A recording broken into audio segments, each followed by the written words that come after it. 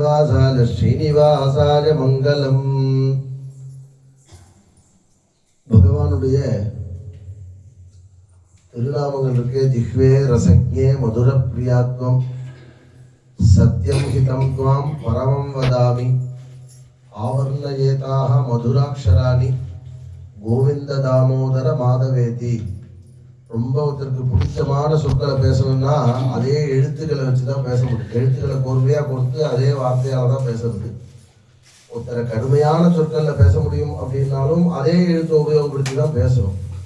நாம எந்த எழுத்தை எப்படி உபயோகப்படுத்துறோம் அப்படிங்கிறத அதை பொறுத்து தான் ஒருத்தருடைய குணத்தை சொல்ல முடியும். அது மாதிரி ஒருவன் தன்னுடைய வாழ்க்கையில சுவாமியோட சம்பந்தமா இருக்கணுங்கிற பக்தன் அப்படின்னா என்ன அப்படின்னா, அவனுடைய செயல்கள் அனைத்துமே சுவாமிக்கும் அவனுக்கும் சம்பந்தம் இருக்கணும், இருக்கு. அவனை அதை ஏற்படுத்திக்கணும், அதை ஃபாலோ பண்ணணும் அவன். அதுதான் இன்னைக்கு பாசுரத்தை சொல்றா, வடமதுரை மைந்தனை. அதாவது பகவான் நிறைய மாயங்கள்லாம் பண்றான். மாயங்கள்லாம் பண்றாரே அப்படின்னு பார்த்தோம்னா சின்ன குழந்தையா வளர்றார். மாயங்கள்லாம் ஒரு சின்ன வயசு குழந்தை 1000 தலை பாம்பு இருக்கு. 1000 தலை பாம்புல ஒரு 7 வயசுல ஒரு குழந்தை எழுந்துட்டு அந்த 1000 தலை பாம்புல நின்று அது டான்ஸ் ஆடுறது, காளிய மர்தனமா டான்ஸ் ஆடுறது மற்றவங்களுக்கெல்லாம் வியக்கிற தன்மையா இருக்கு. பகவான் அந்த காளியன் அவனுடைய கர்வத்தை அடக்கி 1000 தலை மேலையும் விசிராந்தியா டான்ஸ் பண்றார். ஒருத்தர் எப்படி பாட்டு பாடுறது டான்ஸ் ஆடுறது எப்படி பண்ணுவான்? அவன் பயம் இல்லாம அதுல கவனம் செலுத்தும் போதுதான் அவனால பண்ண முடியும். சுவாமி பாம்பு மேல நிக்கிறனே இல்லையா, வயசோ 7 வயசு, வியக்க தன்மையா இருக்கு. அத்தனை ஜந்துக்களும் காப்பாத்தினார். அதே மாதிரி மழை பெய்ந்துட்டே இருக்கு. இந்திரன் மழையை பெய்ந்து தன்னுடைய சக்தியை காட்டி தான் தலைவன் காட்டணும்னு நினைக்கிறான். பகவான் சுண்டு விரலால, இடது கையில சுண்டு விரலால பெரிய மலையை தூக்கிட்டார். யாராலையாவது முடியுமா? மலையை தூக்கிட்டாருன்னா மலையை தூக்கி அந்த இருக்கிற நந்தகோகுலத்துல இருக்க அத்தனை பேரையும் அந்த மலை கட்டியில வச்சு இனிமே மழைய பொழியறதுக்கு ஸ்டாக் இல்லைன்னு இந்திரனும் வருணன் சொல்றான். போய் தேவேந்திரா, இனிமே மழை பெய்யறதுக்கு இங்க தண்ணி கிடையாது, வேஸ்ட் இனிமே பெய்ஞ்சினோடனே உடனே அவன் கர்வத்தை அடக்கிறார். இதையும் பார்த்தா மலையை தூக்குறது அப்படி பார்த்தா இது மாதிரி மாயங்கள்லாம் பண்றார். ஆனா பார்க்க வடமதுரை மைந்தனை, வடமதுரையில பிறந்து சின்ன குழந்தையா இருக்காராம். ஆயர் குலத்தில் பிறந்து, அதுல இது சாதாரண ஒரு மனுஷனா பிறந்திருக்க, பார்க்கறதுக்கு சாதாரண மனுஷனா இருக்கு. யார் மாதிரி இருக்கும்? அப்போ அவர் பகவான் இல்லையா அப்படின்னா இது மாதிரி துன்பங்கள் வந்த போதெல்லாம் காப்பாத்தினாராம். அதனால இன்னைக்கு பாசுரத்தை சொல்றா, தூயமாய் வந்து தூமலர் தூவி தொழுது வாயினால் பாடி மனதினால் சிந்திக்க. தூயமாய் சுத்தமா இருக்கணும் எப்பவுமே.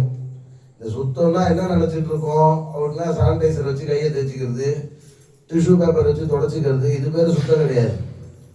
நாம சுத்தம்னா இப்போ மாவலை அப்படின்னா பிளாஸ்டிக்ல கட்டிடுறோம். ஏன்னா மாவலை வாடுறது, இது கட்டினா அதுக்கிட்டே போக வேண்டாம் அலுப்பு அப்படின்னு. இது அலுப்பு இதுல வாங்கக்கூடாது.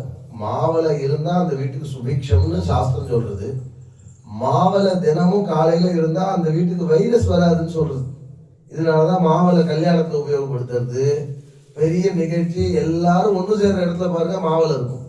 ஏன் அப்படின்னா மாவலையில கார்பன் டை ஆக்சைடும் ஆக்சிஜனையும் 2 ஃபில்டர் பண்ணி கொடுக்கக்கூடிய சக்தி இருக்கு மாவலைக்கு தான். அதனால மாவலையை வைக்கிறது அப்படின்னு ஒரு வழக்கம். காலையில எழுந்துக்கிறது, சாணத்தினால ஜலத்தை தெளிக்கிறதுன்னு ஒரு வழக்கம் இருந்தது இதுக்கு முன்னாடி. இப்ப சாணியை தொட்டாலே என்னமோ அருவருப்பு மாதிரி நினைக்கிறான். சாணத்துல தயாரிச்ச மருந்து எத்தனை மருந்து உள்ள சாப்பிட்டுருக்கோம் தெரியுமா? இது யாருக்குமே அது தெரியவே இல்லை. இப்போ இது கொரோனான்னு ஒரு வியாதி இருந்தது பாருங்க, தெரு ஃபுல்லா தெளிச்சான். சாணியில தெளிச்சு தெரு ஃபுல்லா தெளிச்சா இனிமே அது வராதுன்னு தெளிச்சான். இதெல்லாம் வரக்கூடாதுன்னு இதுக்கு முன்னாடி ரிஷிகள்லாம் ஆராய்ச்சி பண்ணி சொன்னது. அந்த சாணமும் கோமியத்துல கேன்சருக்கு மருந்து கண்டுபிடிக்கிறாங்கன்றான். அப்போ சுத்தமா இருக்கணும்னா என்ன பண்ணணும்னா, இதுக்கு முன்னாடி எப்படி இருந்தாங்களோ நம்ம பெரியவர்கள் அது மாதிரி இருக்கிறது தான் சுத்தம் அப்படிங்கிறான். அது மாதிரி தூயமாய் தோற்ற துணியை தான் கட்டிக்கணும். ஒரு வாட்டி கட்டிட்டு திருப்பி அழுத்துட்டோம்னா அதை திருப்பியும் துவைக்காம கட்டிக்கப்படாது. அதை திரும்பவும் அதே மாதிரி கட்டினா அவன் சுத்தம் கிடையாது. அது அது மாதிரி தான் இருக்கணும்.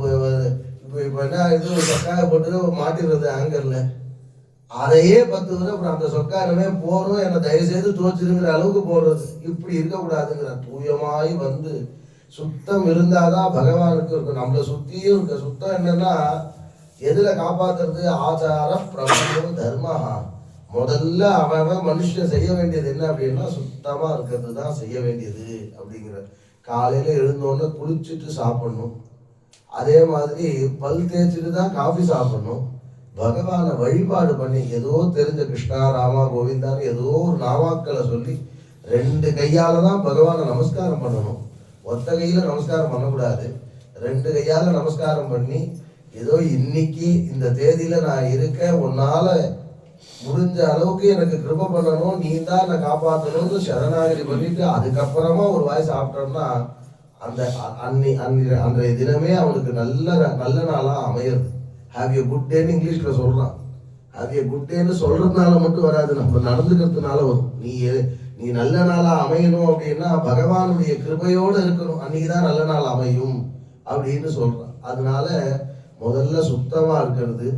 வெயிலில் காமிச்சிட்டு தான் வஸ்துவை கட்டிக்கிறதுனே இருந்தது. இதுக்கு முன்னாடி பட்டு இருந்தால் கூட பட்டை கட்டினா வெயிலில் போட்டு உதறி கட்டிப்போம். இப்படி கட்டின்னு ஒரு மாதிரி இருந்து பாருங்க, வியாதியே வராது, மன நிம்மதி கிடைக்கும். முதல்ல துணியை துவச்சி கட்டினான்னா மனசு சுத்தமாக இருக்கும். வேணா ஒரு மாதம் ஃபாலோ பண்ணி பாருங்க, இது மாதிரி இருக்கு.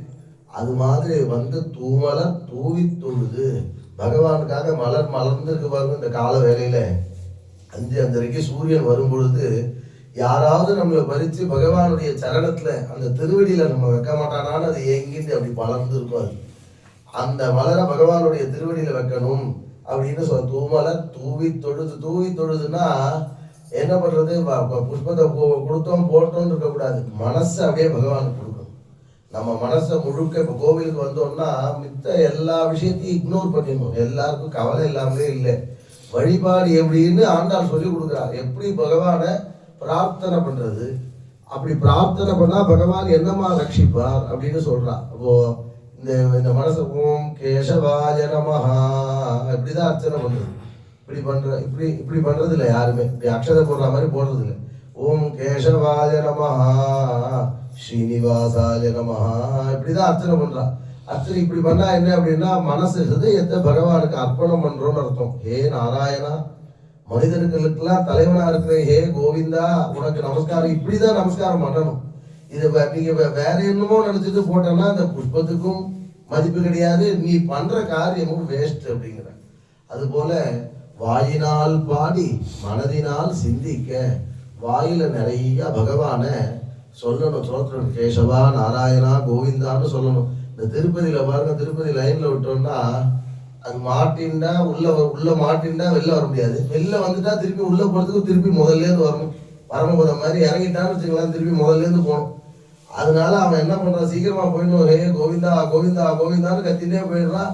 அவனுக்கு சிரமமே தெரியாம பகவானை தரிசனம் பண்ணிடுறான். அவன் ஒரு செகண்ட் தான் தரிசனம் பண்றான். இந்த பக்கமா வந்தவனை கேளுங்க, இந்த உண்டியில தாண்டி வந்தவன நல்லா சாமியை பார்த்தேங்க. அது அப்பவே போய் பார்த்துருப்பானா? கண்டிப்பா கிடையாது. எதனால பார்த்துருப்பான்? பகவான் கோவிந்தா கோவிந்தான்னு சொல்லி பகவான் அவனை திருப்தி பண்ணிட்டார். அவனை பார்த்துட்டார் பகவான். அவனுடைய கட்டாட்டம் அவன் மேல விழுந்துருது.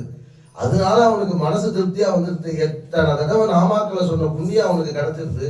அதனால கோவிலுக்கு வந்தோம்னா பேசின்னு வரக்கூடாது. நீங்க பாருங்க, 4 பேரை தான் வருவா கோவிலுக்கு. வரும்போது பேசின்னு தான் வருவான். இதுல 108 பிரயோஜனம் பண்றேன்னு வேண்டிட்டான்னா நிச்சயமா இது அந்த எத்தனை வயசோ அத்தனை கதையும் அந்த 108 பிரயோஜனத்துல உங்களுக்கு கண்டிப்பா நடந்துடும். எல்லாம் பேசிடுவோம். எதுக்கு சுவாமிக்கு ஒரு வாட்டி நாம யாரோடையுமே சம்மந்தம் இருக்கக்கூடாது. கோவில்ல வந்து பகவானுக்கும் நமக்கும் தான் சம்மந்தம் இருக்கணுமே தவிர்த்து மற்றவர்களோட சம்மந்தம் வச்சுக்கிறதுங்கிறது வழிபாடே கிடையாது. அதுக்கு பேர் என்னன்னு இது வரையும் யாரும் கண்டுபிடிக்கல. அப்போ எல்லாருமே அதை பண்றதுனாலதான் நாம பண்ற பிரார்த்தனையோ நாம பண்ற கைங்கரியமோ சித்தி ஆக மாட்டேங்குது, பலனை கொடுக்க மாட்டேங்கிறது. இங்க எதுக்காக வரும்? ஏதோ ஒரு குறையை தீர்க்கணும், பையன் படிக்கணும், கல்யாணம் ஆகணும், ஏதோ ஒரு விஷயத்துக்காக வரும். நீ இங்க வந்து இதை மறந்துட்டு அவன் வீட்டு கவலையப்பட்டு இருந்தனா சரி, நீ என் மேலேயும் சேர்த்து நீ பாக்குற போல இருக்குன்னு சுவாமி பேசாமலே இருந்துடுறார். பகவானுடைய நாம வாயினால் பாடி மனதினால் சிந்திக்க வாயால மட்டும் சொன்னா போதுமா? மனசால நினைக்கணும் பகவான். அந்த உள்ள இருக்காருன்னா கேசவான்னா அந்த நாமாக்கள் உள்ள வரணும். நாராயணா கோவிந்தா அப்படின்னா பசுக்களுக்கு தலைவனே வேதங்களுக்கு தலைவனேன்னு உனக்கு உள்ள தோணணும். அது மாதிரி இருந்தா தான் அது பேர் கைங்கரியம்னு பேர். தூயவார் தூமலத்து வாயினால் பாடி மனதினால் சிந்திக்க இது மாதிரி ஒருவன் சொன்னா தீனில் தூசாகும் செப்பேலோ ரெம்பாவாய். என்ன ஆகும் அப்படின்னா அவனுடைய கவலை பாவம் கஷ்டம் இதெல்லாம் ஒரு பஞ்ச லேசா நெருப்புகிட்ட காமிச்சாலே எரிஞ்சிடும். அதை நல்லா எரியிற நெருப்புக்குள்ள பஞ்ச போட்டா அது காணாமலே எப்படி போயிடுமோ அது மாதிரி இப்படி வழிபாடு பண்றவனுக்கு இந்த பாவம் கஷ்டம் கவலை துக்கம் எல்லாமே மறைஞ்சு போயிடும். தீனில் தூசாகும் செப்பேலோ ரொம்ப அழகான பாசுரம் இன்னைக்கு. இந்த பாசுரத்தினால பகவான எப்படி பிரார்த்தனை பண்றது, அந்த பிரார்த்தனை என்னமா பண்ணா பகவானுடைய கிருபை கிடைக்கும்னு ஆண்டாள் சொல்றார். ஆச்சரியமா பகவானுடைய நாமாக்களை சொல்லி பகவானை வழிபடணுங்கிற புண்ணியமான பாசுரம் கேட்டவர்கள் அத்தனை பேருக்கும் பகவான் பரிபூர்ண அனுகிரகம் பண்ணணும்னு நாங்களும் பிரார்த்தனை பண்ணிக்கிறோம்.